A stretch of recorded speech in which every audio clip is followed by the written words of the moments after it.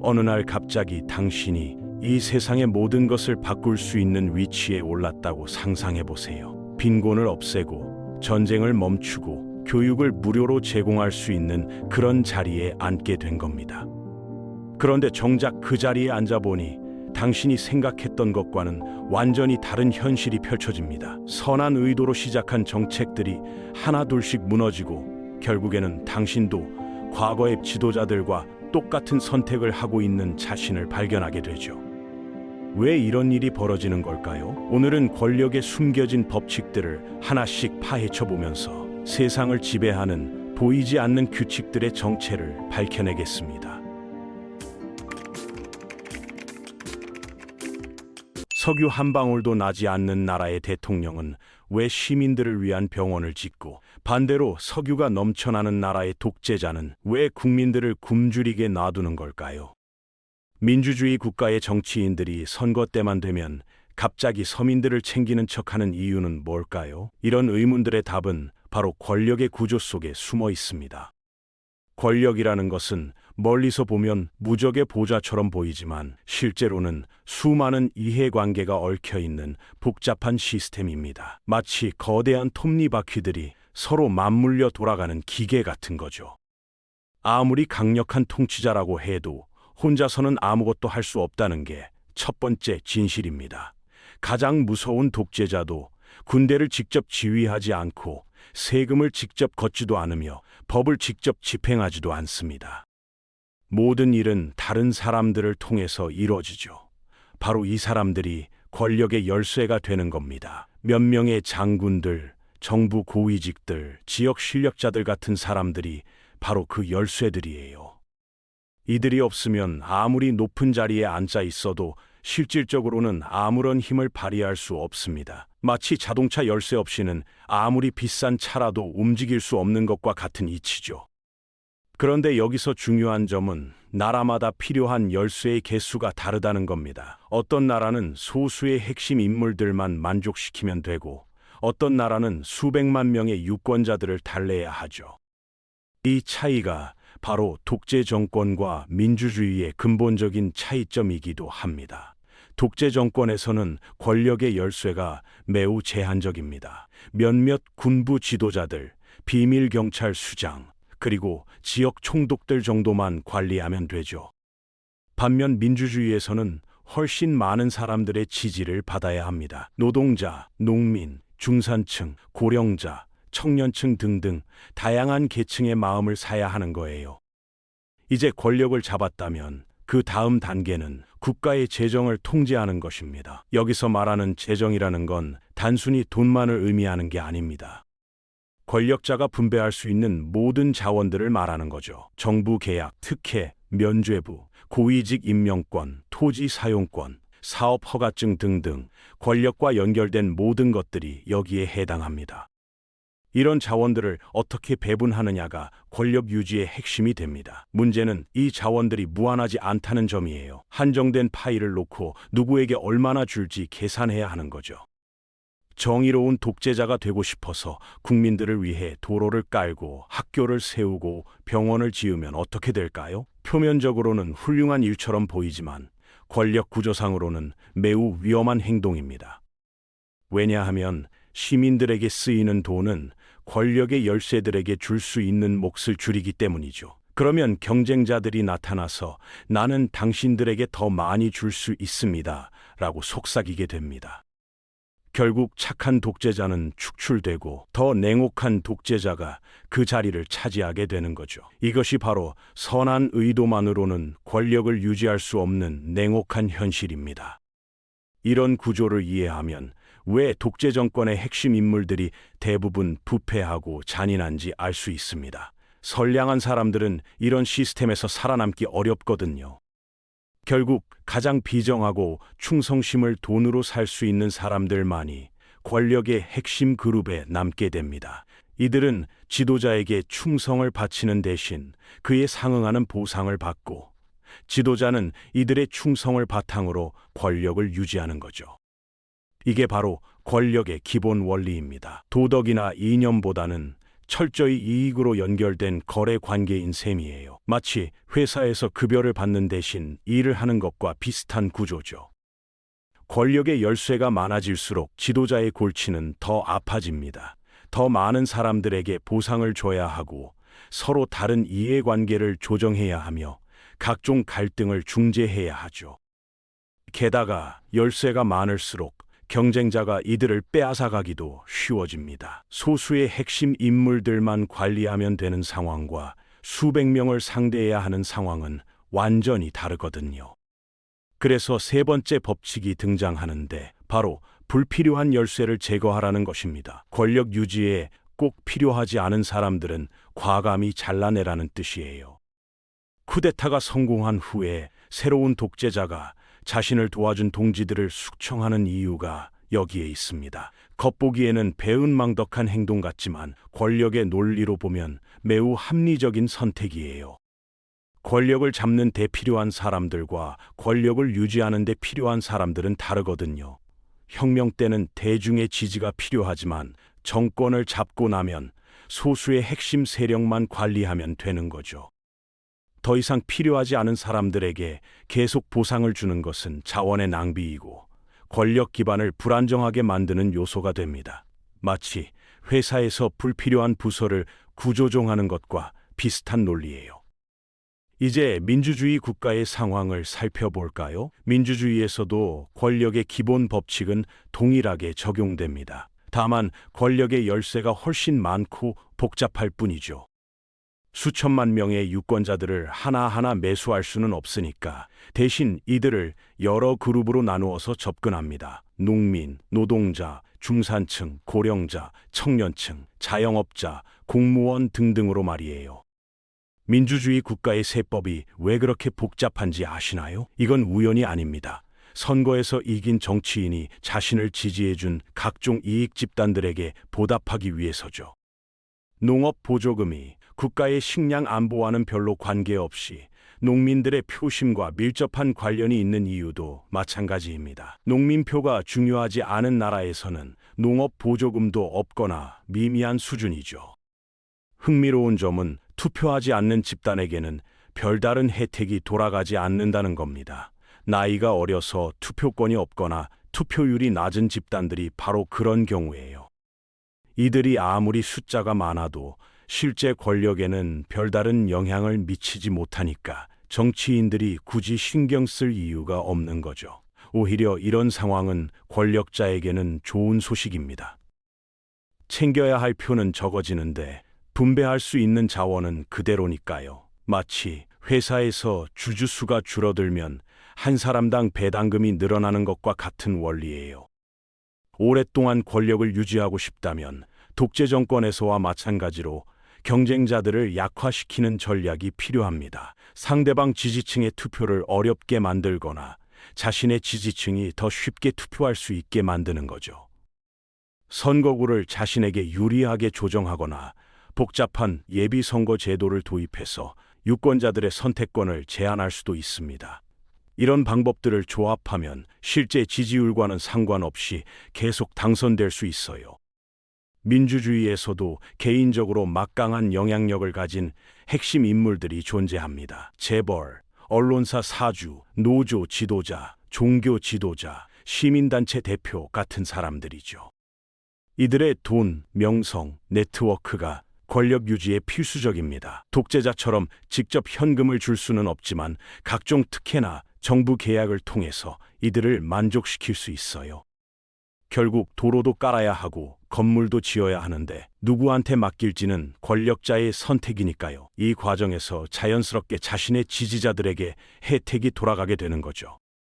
부패라는 것이 단순한 범죄가 아니라 권력 유지의 핵심 도구라는 점을 이해해야 합니다. 민주주의든 독재 정권이든 이 원리는 동일하게 작용해요. 그래서 때로는 겉으로는 대기업을 비판하면서도 뒤로는 각종 혜택을 주거나 자신을 지지해준 유권자 그룹에게 오히려 불리한 정책을 펼치는 모순적인 상황이 벌어지는 거죠. 이제 세금 제도를 통해서 민주주의와 독재 정권의 차이를 더 자세히 살펴보겠습니다. 놀랍게도 그래프로 그려보면 권력에 필요한 열쇠의 수와 세율은 완벽하게 반비례 관계를 보입니다. 즉, 더 민주적일수록 실질 세율은 낮아진다는 뜻이에요. 믿기 어려울 수도 있지만 민주주의 국가에서는 저소득층이 오히려 각종 지원금을 받아서 실질적으로는 음의 세율을 적용받기도 합니다. 독재 정권에서는 세금 고지서 같은 건 만들지 않고 그냥 필요한 것을 직접 빼앗아 갑니다. 농민들로부터 헐값에 농작물을 강제로 사들여서 국제시장에 비싸게 팔아치우는 식이죠. 이런 방식으로 착취당하는 금액을 세율로 환산하면 엄청나게 높은 수치가 나옵니다. 때로는 소득의 70비서 80%가 국가에 수탈당하는 경우도 있어요. 그럼에도 불구하고 민주주의 지도자들은 왜 자신의 몫을 줄일까요? 답은 간단합니다. 민주주의 국가의 시민들이 더 높은 생산성을 가지고 있기 때문이에요. 교육받고 건강한 시민들은 그만큼 더 많은 부가가치를 창출합니다. 그래서 낮은 세율로도 충분한 세수를 확보할 수 있고 동시에 권력의 열쇠들도 만족시킬 수 있는 거죠. 마치 거위를 잡아먹는 대신 황금알을 계속 낳게 하는 것과 같은 전략입니다. 결국 민주주의 정권이 학교, 병원, 도로 건설에 투자하는 이유는 지도자가 착해서가 아니라 그렇게 하는 것이 더 많은 수익을 가져다 주기 때문입니다. 민주주의가 독재 정권보다 살기 좋은 이유도 여기에 있습니다. 민주주의 지도자들이 더 도덕적이어서가 아니라 그들의 이해관계가 우연히 다수 시민들의 이해관계와 일치하기 때문이죠. 시민들이 더 효율적으로 일할 수 있게 해주는 정책들이 동시에 시민들을 더 행복하게 만드는 부작용을 낳는 거예요. 마치 회사가 직원들의 복지를 개선해서 생산성을 높이는 것과 비슷한 원리입니다. 반대로 최악의 독재자들은 한 가지 공통점을 가지고 있습니다. 바로 석유, 금, 다이아몬드 같은 천연 자원에 의존한다는 점이에요. 이런 자원들은 굳이 교육받고 건강한 시민들이 없어도 뽑아낼 수 있거든요. 심지어 외국 기업들이 와서 알아서 추출해 가기까지 합니다. 시민들이 이 과정에서 완전히 배제되니까 독재자 입장에서는 시민들을 무시해도 되는 거죠. 이런 구조적 차이 때문에 세상에는 안정적인 민주주의와 안정적인 독재 정권, 그리고 그 사이에 불안정한 중간지대가 형성됩니다. 자원이 풍부한 독재자들은 항구에서 자원 추출지로, 그리고 자신의 궁전에서 공항까지만 도로를 만들면 됩니다. 굶주리고 고립된 무지한 시민들은 혁명을 일으킬 능력도 의지도 없거든요. 마치 인터넷이 차단된 상태에서는 시위 조직하기가 거의 불가능한 것과 같은 이치예요. 중간 정도의 자원을 가진 독재자들이 가장 위험한 상황에 처합니다. 이들은 시민들로부터 어느 정도의 부를 뽑아내야 하기 때문에 최소한의 사회 기반 시설은 구축해야 해요. 그런데 시민들이 어느 정도 연결되고 교육받고 건강해지면 혁명의 가능성도 높아지죠. 하지만 기억해야 할 점은 성공적인 시민혁명은 군대가 허용할 때만 가능하다는 겁니다. 즉, 실제로는 지배층 내부의 권력투쟁인 경우가 대부분이에요. 시민들의 불만을 이용해서 기존 권력자를 몰아내고 새로운 권력자가 들어서는 구조인 거죠. 이래서 중간 수준의 독재 정권에서 혁명이 일어나면 새 정권이 이전보다 더 나빠지는 경우가 많은 거죠. 시민들의 봉기를 이용한 엘리트들의 권력 게임일 뿐이니까요. 정의로운 독재자가 이런 위험한 중간지대를 건너려고 시도하면 기존 권력의 열쇠들로부터 배신당할 가능성이 높아지고 동시에 시민혁명의 위험도 커집니다. 민주주의가 안정적인 이유는 여러 상충하는 이해 집단들이 서로를 견제하면서 혁명을 불가능하게 만들기 때문입니다. 또한 혁명이 성공하면 기존의 높은 생산성 시스템이 파괴될 것이라는 점도 중요해요. 권력의 열쇠들 입장에서는 현재 시스템에서 이미 충분한 혜택을 누리고 있는데 굳이 목숨을 걸고 도박을 할 이유가 없는 거죠. 마치 좋은 직장에 다니는 사람이 굳이 창업의 위험을 감수하지 않는 것과 같습니다. 독재 정권에서 권력의 핵심이 되는 것은 일반 시민들이 가질 수 없는 특권을 의미합니다. 의료 서비스, 교육 기회, 안전한 주거지, 해외여행의 자유 같은 것들 말이에요. 그래서 이런 자리를 두고 치열한 경쟁이 벌어지는 거죠. 반면 민주주의 사회에서는 대부분의 시민들이 이미 기본적인 혜택을 누리고 있기 때문에 굳이 위험한 권력 게임에 뛰어들 필요가 없습니다. 이런 권력의 법칙들을 이해하면 세상을 보는 시각이 완전히 달라집니다. 정치인들의 발언을 들을 때도 그들의 진짜 의도를 파악할 수 있게 되고 각종 정책의 숨은 목적도 꿰뚫어 볼 수 있게 되죠. 예를 들어 어떤 정치인이 서민을 위한 정책을 외치면서 동시에 대기업에게 특혜를 주는 이유를 이해할 수 있게 됩니다. 서민들의 표는 받으면서 대기업들의 자금 지원도 확보해야 하는 거죠. 또한 왜 어떤 나라는 계속 가난하고 부패하며 어떤 나라는 점점 발전하고 깨끗해지는지도 설명할 수 있습니다. 이것은 그 나라 지도자들의 도덕성 차이가 아니라 구조적인 문제인 거예요. 국제 정치도 마찬가지입니다. 강대국들이 왜 특정 독재자들을 지원하고 왜 때로는 민주주의를 전파한다며 개입하는지도 같은 논리로 설명됩니다. 결국은 자신들의 이익을 극대화하는 방향으로 행동하는 거죠. 기업의 경영진들도 마찬가지입니다. CEO가 아무리 직원들을 생각한다고 해도 주주들과 이사회를 무시할 수는 없어요. 결국 이들의 이익을 우선적으로 고려해야 하는 구조적 제약이 있는 거죠. 심지어 시민단체나 종교단체에서도 비슷한 현상을 볼 수 있습니다. 아무리 숭고한 이념을 추구한다고 해도 후원자들이나 회원들의 이해관계를 완전히 무시할 수는 없거든요. 결론적으로 국가의 부가 시민들의 생산성에 더 많이 의존할수록 권력은 더 널리 분산되고 지도자는 시민들의 삶의 질을 더 많이 고려할 수밖에 없게 됩니다. 반대의 경우라면 그 반대겠죠. 만약 안정적인 민주주의 국가가 갑자기 엄청난 천연 자원을 발견하거나 경제 위기로 인해 시민들의 생산성이 급격히 떨어진다면 어떻게 될까요? 권력 구조가 바뀔 가능성이 높아질 겁니다. 이런 권력의 법칙들은 정치뿐만 아니라 사회의 모든 영역에 적용됩니다. 대기업의 CEO든 학과장이든 시민단체 대표든 심지어 아파트 입주자 대표든 상관없이 말이에요. 이 사회를 만족시켜야 하는 기업인이나 조합원들의 표심을 관리해야 하는 단체장이나 기본 원리는 동일합니다. 권력이 존재하는 곳에는 어김없이 이런 구조가 나타나죠. 그렇다고 해서 이 시스템에서 완전히 벗어날 수는 없습니다. 할 수 있는 것은 이런 현실을 인정하지 않거나 외면하는 것뿐이죠. 하지만 정말로 무언가를 바꾸고 싶다면 권력의 0번째 법칙을 기억해야 합니다. 힘이 없으면 아무것도 할 수 없다는 것 말이에요. 아무리 좋은 의도와 훌륭한 아이디어를 가지고 있어도 그것을 실현할 수 있는 권력이 없으면 공허한 외침에 불과합니다.